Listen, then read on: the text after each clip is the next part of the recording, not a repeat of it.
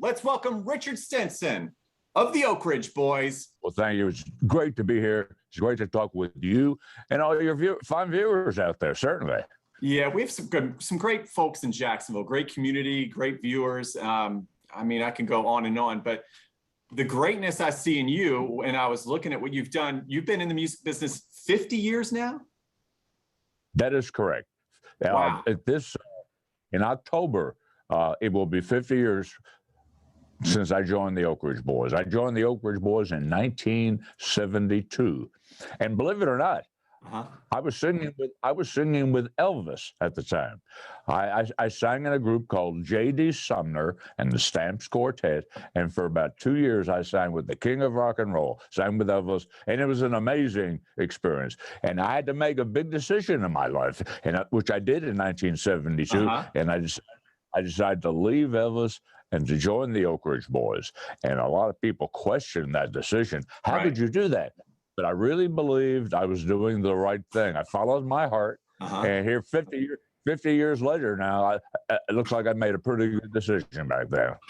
I think so, Richard. You are an inspiration. So let's talk about it. You were the King of Rock and Roll's backup singer. You sang with him. You did some movies with him. But how did you know it was time to blaze your own path? What gave you the confidence to leave the King of Rock and Roll? And now it's a good thing you did, of course. But how did you know?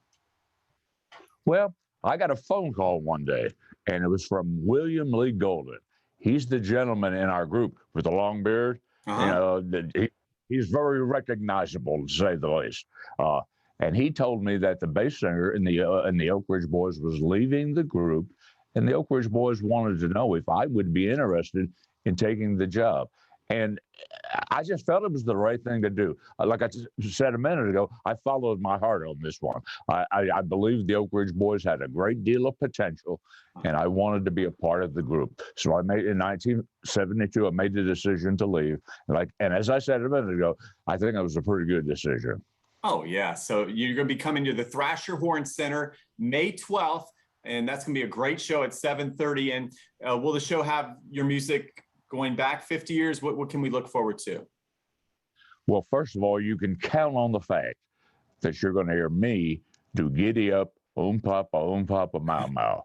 We are going to sing Elvira for sure. All right. And not just Elvira, but many of our hits. We feel like our fans want to hear the hit songs, the familiar music. So we're going to do a lot of that. Probably our most requested song that we've ever recorded, Thank God for Kids.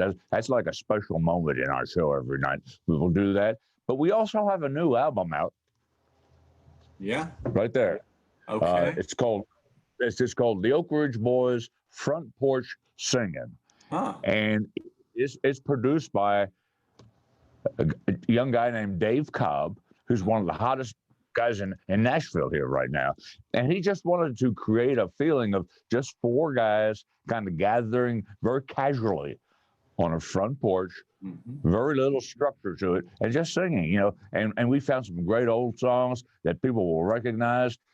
Dave Cobb has a special relationship with some of the new young hot songwriters. So there's some brand new music on here as well. So we won't get too carried away with the new music, but it's very inspirational in nature. So we're going to include, along with all the hits, we're going to include some new music from this new project as well.